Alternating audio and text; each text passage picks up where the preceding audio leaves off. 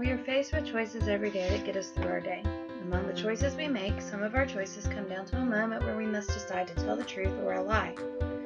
So let's look at the simple question, what does the truth mean in everyday life? According to Webster's dictionary, the meaning of truth is simply the state of being, or the body of real things, events, and facts. Now, how do we apply that definition of truth to other areas? For instance, literature. How can we apply truth in literature?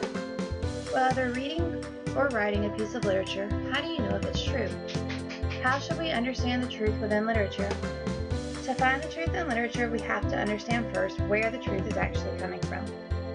We must realize that the truth lies in the author's words. Literature can't actually tell truth, but the author who wrote it can.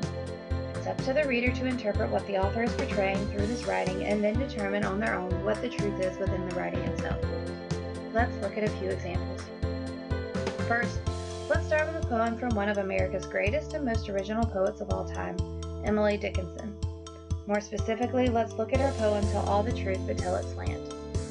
Tell all the truth but tell it slant, success in circuit lies, too bright for our infirm delight, the truth's superb surprise.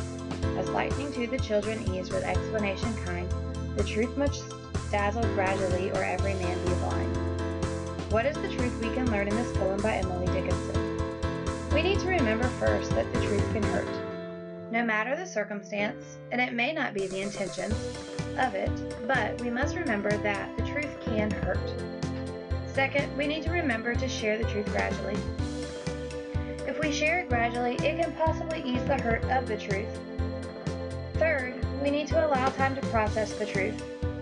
All truths, no matter what, need to be processed correctly.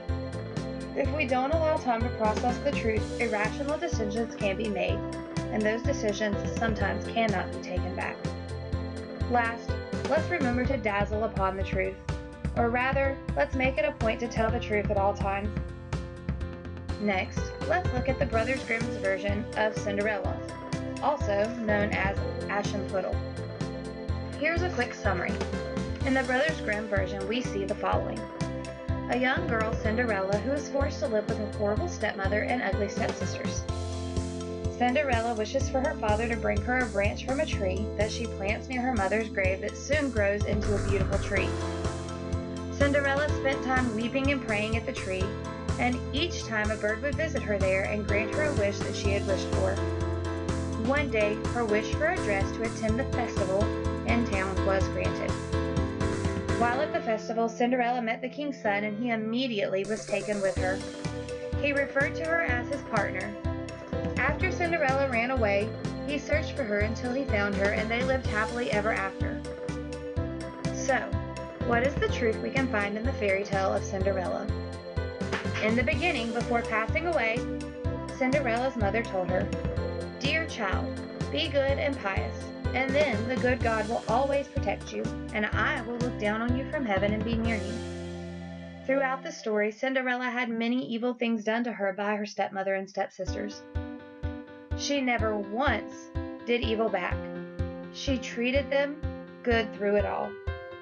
If we were in her shoes, we would have thrown the towel in after the first evil act had been done to us. The truth is, if we overlook evil as Cinderella did and continue to do good to those who do evil to us, our good will withstand the evil in the end, and we will come out on top, just like Cinderella.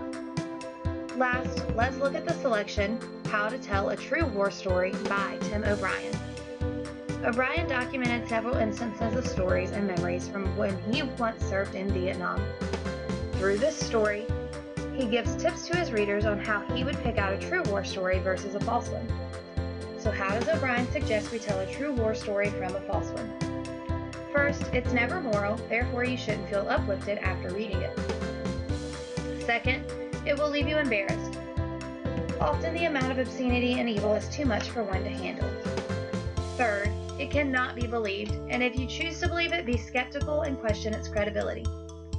Fourth, just like this infinity sign is never ending, a true war story seems to never have an ending. Fifth, they do not generalize or become abstract, nor do they analyze morals. They simply make a person believe if they are true. Sixth, there is no point until it hits you randomly and then you forget the point again, and it replays over and over again in your head. this video, we have looked at literature selections of one of the greatest poets, Emily Dickinson, some of the greatest fairy tale writers, the Brothers Grimm, and a tremendous war writer, Tim O'Brien. It's clear to see that in any literature selection, there can be an underlying truth. However, it's up to the reader to determine what the truth is. Only the reader can interpret a piece of literature the way that they see fit. No reader will interpret a selection the same as someone else. Truth lies in literature within the reader's interpretation of what the author is portraying.